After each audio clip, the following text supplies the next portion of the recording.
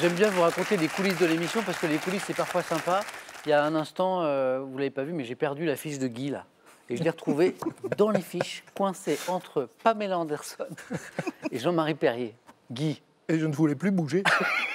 Il y a pire quand même comme situation, c'est drôle. Bon, alors, soyons un peu sérieux parce que je vais faire découvrir à Guy d'abord, parce que c'est lui qui va choisir en premier, mais bien sûr aussi à Josiane et Com, les thèmes de ce soir, du 4 à la suite. On joue avec les fourmis, la Californie et le cinéma.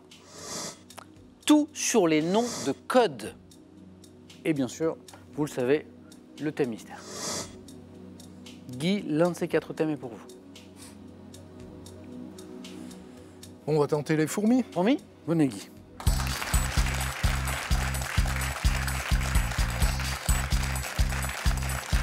Tout ce qui est nature, animaux, tout ça, c'est des choses que vous aimez plutôt Les animaux, bien, oui. les animaux. Donc Guy, jolie qualification aux 9 points gagnants. On transforme l'essai ici, maintenant, avec les fourmis. Acceptons-en l'augure. J'ai cru que vous alliez me faire les antennes. Bonne chance Guy. Merci. Les fourmis. Top. Comment appelle-t-on l'habitation commune, souvent à plusieurs étages? Quel acide permet à la fourmi de tuer ses proies par empoisonnement? À quel ordre d'insectes appartient la fourmi? Je ne sais pas. Comment appelle-t-on le bouche à bouche permettant l'échange de nourriture entre les fourmis d'une même colonie? La buxophagie. Quel type de fourmi pond les œufs assurant la survie de l'espèce? Comment appelle-t-on les petites fourmis stériles s'occupant de l'entretien de la colonie et la construction? Quel liquide sucré très apprécié par les fourmis est sécrété par les pucerons? Le miel. Quelle substance chimique la fourmi émet-elle pour prévenir ses compagnes de la présence de...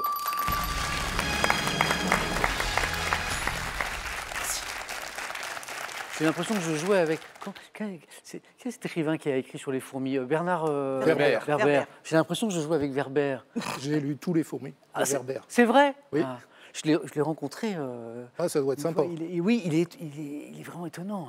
Oui. Il est drôle. Ouais, c'est un scientifique, a priori, à la base. Oui, c'est ça. C'est vraiment intéressant. Et puis, il y a ces premiers ouvrages, effectivement, qui ont marqué, d'ailleurs, et notamment les fourmis. Guy, bravo. Alors, ça vous vient notamment de là, alors, de la lecture de Werber? Probablement. Ah, c'est bien, bravo. J'ai 1, 2, 3, 4, 5 bonnes réponses. Je reviens sur ces questions. L'ordre d'insectes... Hyménoptère. Oh, oui. Et vous l'aviez aussi. À laquelle appartient la fourmi, vous l'avez retrouvé. Mais Hyménoptère. pas au bon moment, a priori. Ouais, mais bravo. Hyménoptère. H-Y-M-E-N-O-P-T-E, accent grave R-E-S. Et comment appelle-t-on le bouche à bouche permettant l'échange de nourriture entre les fourmis? C'est très organisé, hein, tout ça. C'est marqué dans les livres. Hein. Donc j'ai... Vous l'avez vu? Oui.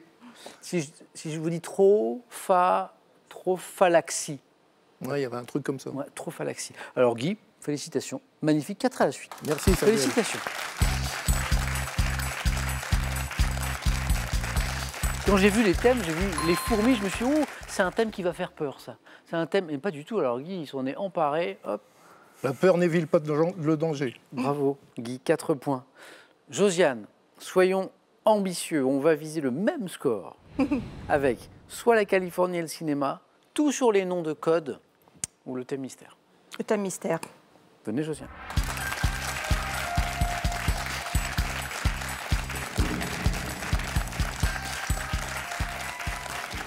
Pendant que Com essaye d'imaginer toutes les réponses possibles à la Californie et le cinéma sur les noms de code, je révèle à Josiane ce thème mystère, une jolie histoire de cadeaux. Les cadeaux dans l'histoire. Qu'est-ce que vous en pensez? Oui. C'est pas mal du tout. Thème général. Bonne chance, Josiane. Merci. En 1827, quel ruminant au long cou, dont le nom dérive de l'arabe, quel château d'Indre-et-Loire, célèbre pour son pont enjambant le Cher, a été offert.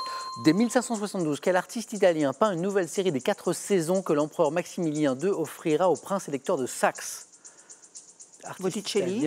En 1907, quel diamant de 3106 carats a été offert par le gouvernement du Transvaal au roi de Grande-Bretagne et d'Irlande Édouard VII? Passe. En 801, à quel roi des Francs et empereur d'Occident? Charlemagne. De quelle ville d'Égypte venait l'obélisque, dressé place de la Concorde à Paris en 1836 et offert par le vice?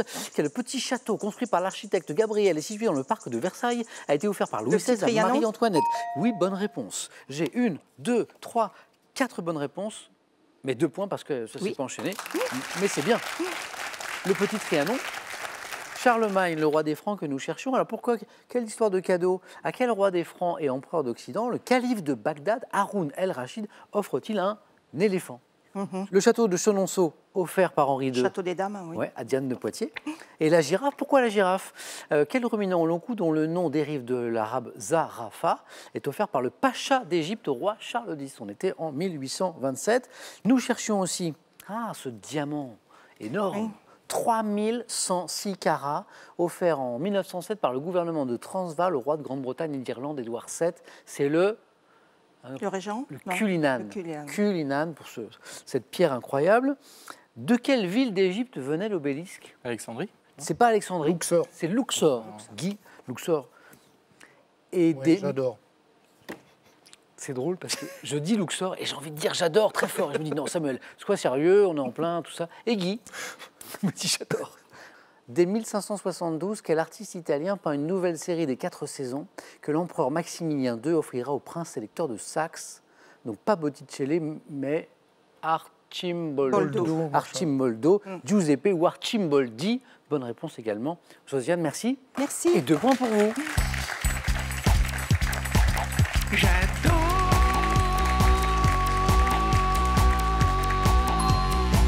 Regardez danser les gens, j'y retourne souvent au bar du Luxor. Comme la Californie et le cinéma, tout sur les noms de code, Tout sur les noms de code. c'est pour vous comme.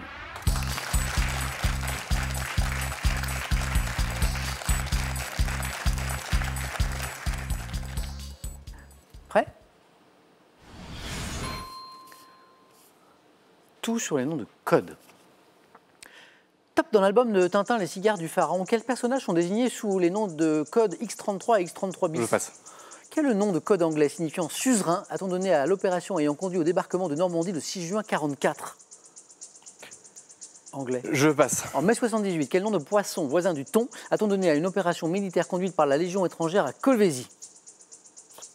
Passe. Dans la série télé Le Bureau des légendes, sous quel nom de code connaît-on le personnage joué par Mathieu Kassovitz? Je l'ai vu, je passe. Sous quel nom de code connaît-on le personnage d'agent secret Hubert Bonisseur de la Batte, incarné à l'écran par Jean Dujardin? OSS 117. Janvier 91, quel nom de code portait l'opération lancée par une coalition? Je voulais aller chercher le 2e point là. Mais non. En janvier 91, quel nom de code portait l'opération lancée par une coalition internationale contre l'Irak de Saddam Hussein? Vous vous souvenez du nom de l'opération? C'est pas désert. Il y en a. Il y en a. Tempête du désert. Tempête du désert. Dommage, comme 1 point avec OSS 117. Quand même. Hubert Bonisseur de la Batte. Mais vous l'aviez, ça? Bien sûr, dans l'album de Tintin, Les cigares du pharaon, quels personnages sont désignés sous les noms de code X33? Et Dupont. Mais oui, Dupont et Dupont, Oui. oui. hein Dupont et Dupont, les Dupont. Quel nom de code anglais a-t-on donné à l'opération ayant conduit au débarquement de Normandie? Overlord. Overlord, Oui. exactement. Et puis c'est pas revenu au bon moment. Quel nom de poisson plus difficile, voisin du thon? On est en 78, a-t-on donné à une opération militaire conduite par la Légion étrangère l'espadon à Colvézi? C'est pas l'espadon, Bonite. c'est la bonite. D'accord. L'opération bonite, qu'on appelait aussi parfois l'opération léopard. Et puis dans la série télé Le Bureau des légendes, sous quel nom de code connaît-on le personnage joué par Mathieu Kassovitz? C'est... J'ai pas je Canal+. l'entends. Derrière ou devant, je ne sais plus. Alors bravo à l'équipe technique de Questions pour un champion. C'est Malotru. Ouais. C'est Malotru. Comme merci. 1 point.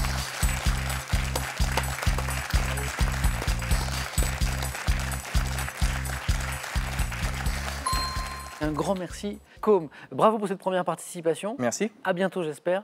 Et voici pour vous. Voyagez en toute élégance avec mesbagages.com, site internet de vente en ligne de bagages, et cette valise tendance accompagnée de son vanity case assorti. Avec ces escape games, observez, fouillez et trouvez des indices afin de sortir des labyrinthes où nos scénarios vous ont plongé et résolvez chaque énigme pour trouver la sortie dans le temps imparti. Bon, face à face dans un instant, après cette petite question qui peut vous faire gagner 1 500 € pour 4 d'entre vous.